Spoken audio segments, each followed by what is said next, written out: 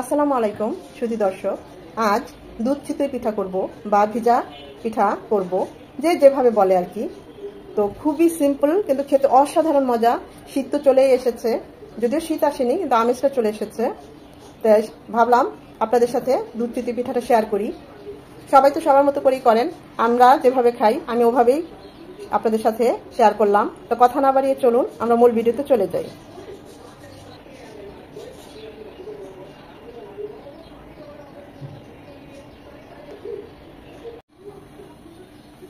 চিতই পিঠা বানাবো, সেজন্য এখানে নিয়ে নিচ্ছি 1 কাপ পোলার চাল।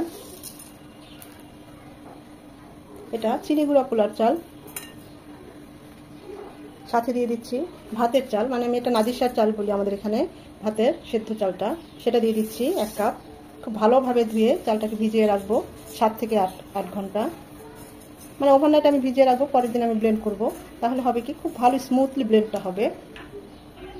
3 থেকে 4 বার চালটা খুব ভালোভাবে ধুয়ে নেব, যেন এর ময়লাটা চলে যায়। তারপর ভিজিয়ে রাখবো।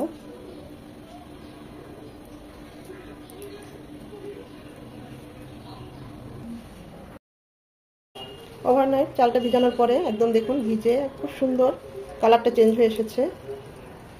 একটু সময় নিয়ে ভিজিয়ে হয় কি, ব্যাটারটা খুব স্মুথ আসে। এখন ব্লেন্ডারে অল্প অল্প করে দিয়ে, আর সামান্য বেশি পানি না, অল্প অল্প পরিমাণ মতো পানি দিয়ে ব্লেন্ড করে নেব। এরকম হবে, একদম পাতলাও হবে না, তাই পানিটা খুব বুঝে দিতে হবে যাতে স্মুথলি একটা ব্যাটার হয়। অল্প অল্প করে অল্প সামান্য পানি দিয়ে এভাবে ব্লেন্ড করবেন, তখন দেখবেন ব্যাটারটা এরকম স্মুথ এবং এরকম গাঢ় হবে। চিতই পিঠা বানানোর ব্যাটার একদম রেডি। এটা আরেকটু আমরা যখন এটাকে মাখবো তখন আরেকটু ছাড়বে, মানে আরেকটু লিকুইড হবে। এই অবস্থায় এইরকমই হবে, এর চেয়ে বেশি পাতলা করতে যাবেন না। যখনই ব্লেন্ডারে ব্লেন্ড করবেন অবশ্যই অল্প পানি দিয়ে ব্লেন্ড করতে হবে। এখানে দিয়ে দিচ্ছি স্বাদ মতো লবণ। লবণটা দিয়ে ভালোভাবে মিশিয়ে নেব।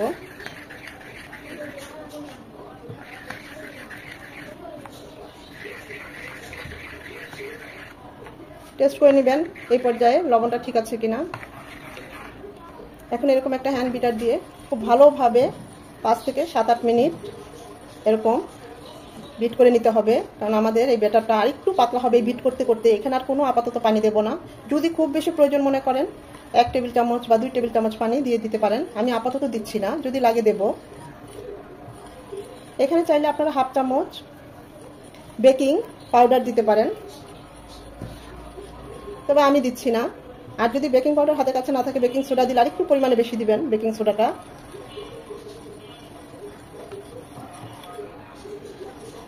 আমি কিন্তু ঘড়ি ধরে 6 থেকে 7 মিনিট এভাবে বিট করে নিলাম।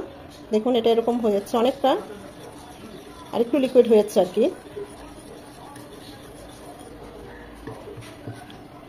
এই কাজটা একটু ধৈর্য নিয়ে করতে হবে, তাড়াহুড়ো করলে চলবে না। এইরকম হবে।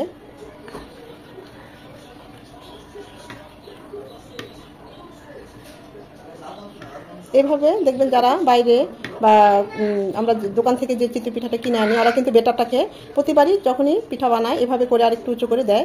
এতে হয় কি, বাতাসটা অক্সিজেনটা ঢোকে, পিঠাটা ভালো ফুলে সফট হয়। তো এইটা একটা টেকনিক। আর ওরা খুব দীর্ঘ সময় এই ব্যাটারটা রেখে দেয়। হাতের কাছে সময় থাকলে 1 ঘন্টা মিনিমাম এই ব্যাটারটা রেখে দিবেন। আর যদি সময় না থাকে 15 থেকে 20 মিনিট অবশ্যই রাখবেন। আমি 1 ঘন্টাই রাখবো। 1 ঘন্টা পর আমাদের ব্যাটারটা নিচে জমে গিয়েছে, তাই অবশ্যই নিচ থেকে এভাবে আবারও নেড়ে নিতে হবে।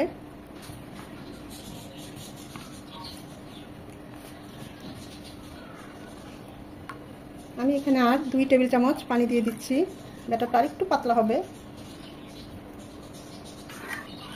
এই পর্যায়ে লবণের টেস্টটা করে নিতে পারেন। ঠিক এরকম হবে ব্যাটারের কনসিস্টেন্সিটা, এবং খুব ভালোভাবে নেড়ে নিতে হবে।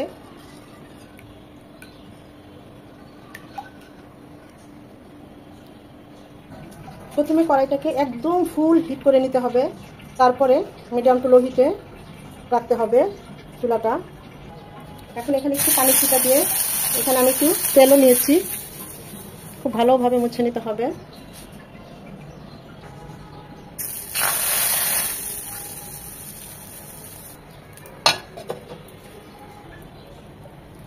আড়াই থেকে 3 মিনিট পর আমাদের পিঠাটা, প্রথম পিঠা একটু বেশি ফুললো না, দেখা যাক পরের পিঠাগুলো কিরকম হয়।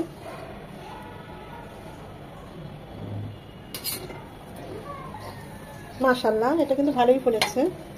ছোটবেলায় আম্মা যখন পিঠা বানাতো, যদি না ফুলতো আমার মন খুব খারাপ থাকতো, আর ভাবতাম আম্মা কেন মন খারাপ করে। এখন ভাবি আসলে মনের মতো পিঠা না হলে খুব খারাপ লাগে। দেখতেই পাচ্ছেন আমাদের পিঠাটা মাশাআল্লাহ অনেক সুন্দর হয়েছে।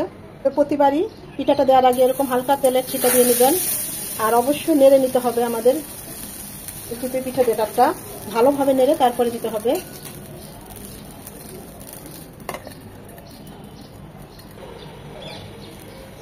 মাশাআল্লাহ, আড়াই থেকে 3 মিনিটে একটা পিঠা হয়ে যায়।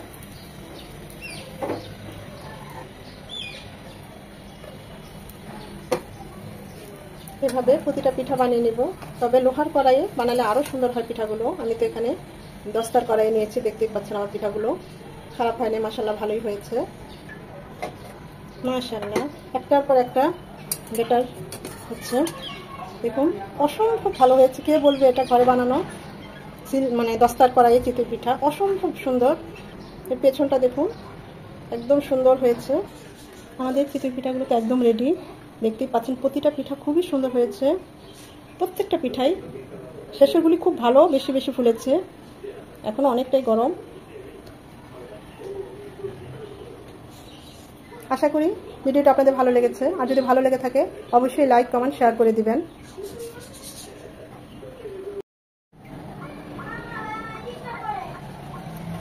দুধ চিতই পিঠা করার জন্য এখানে আমি 1.5 লিটার দুধ নিয়েছি। দুধটা জাল করতে বসিয়ে দিয়েছি। দিয়ে দিচ্ছি 2টো তেজপাতা, তেজপাতাটা অবশ্যই ধুয়ে দিবেন, আর 3টা সাদা এলাচ, এলাচগুলো ফেটে দিবেন, এতে করে সুঘ্রাণটা বের হয়ে আসবে।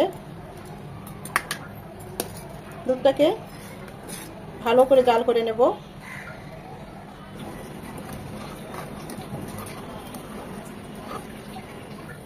যখনই দুধটা এরকম সর পড়ে যাবে, তখনই এরকম সরটা ভেঙে দুধের সাথে মিশিয়ে দিতে হবে।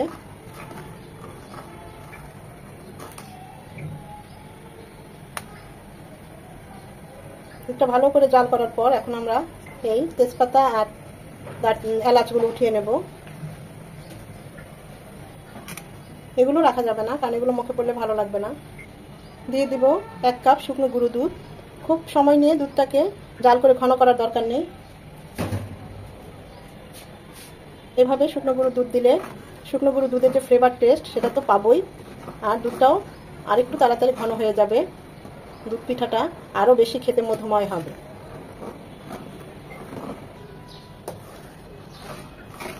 গুঁড়ো দুধ দিয়ে 3 থেকে 4 মিনিট এভাবে জাল করে নেব। দিয়ে দিব 1/2 কাপ নারকেল কোড়া। যারা নারকেল কোড়া খেতে পছন্দ করেন না তারা দিবেন না।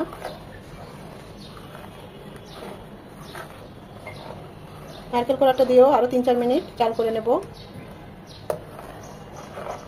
এটাকে খুব বেশি জাল করে একদম ঘন করা চলবে না।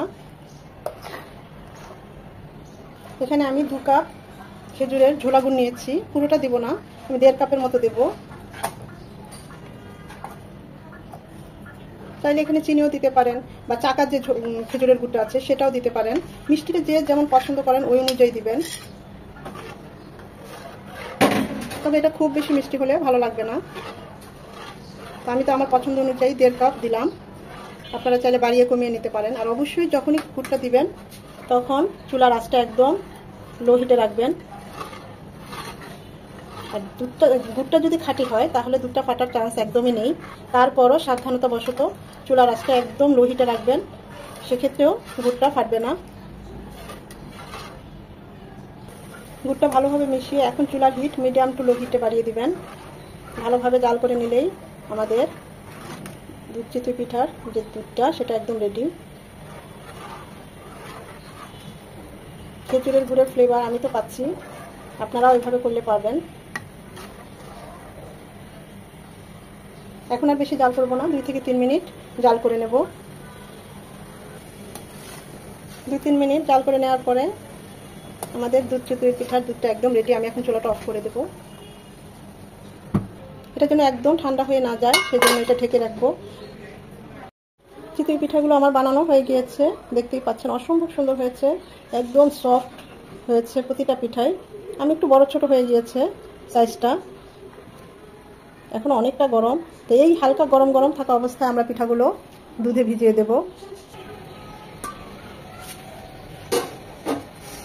এরকম গরম থাকা অবস্থায় আমরা পিঠাগুলো ভিজিয়ে দেব।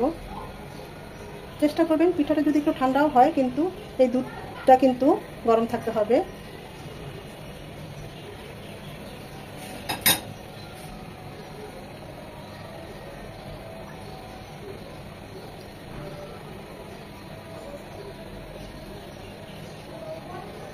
পিঠাগুলো দিয়ে অবশ্যই ঢেকে রাখতে হবে।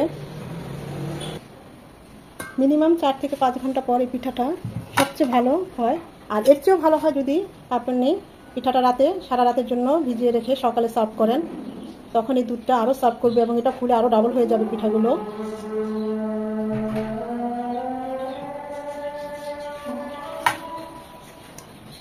আর এরকম গরম থাকা অবস্থায় অবশ্যই ঢেকে রাখবো। 4 থেকে 5 ঘন্টা পর আপনাদের সাথে দেখা করছি। 4 থেকে 5 ঘন্টা পর দেখুন পিঠাগুলো একদম কিছুটা বড় হয়ে গিয়েছে, কারণ এর দুধের যে শিরাটা সেটা পিঠার মধ্যে ঢুকে গিয়েছে। সবচেয়ে ভালো হয় সারা রাত পিঠাগুলোকে এভাবে দুধের মধ্যে ভিজিয়ে রেখে পরের দিন সার্ভ করা।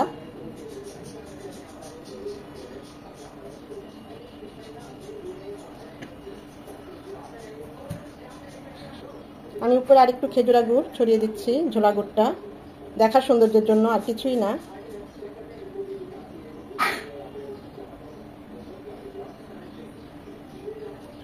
অসম্ভব মজার।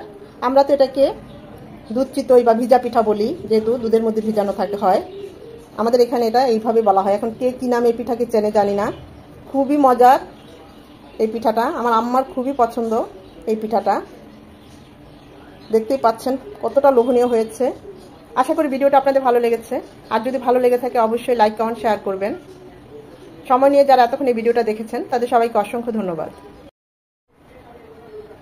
আপনাদের একটা পিঠা কেটে দেখা এটা কতটা সফট হয়েছে।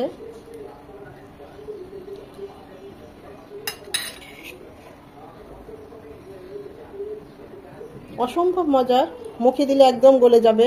দেখতেই পাচ্ছেন কতটা টেস্টি হয়েছে।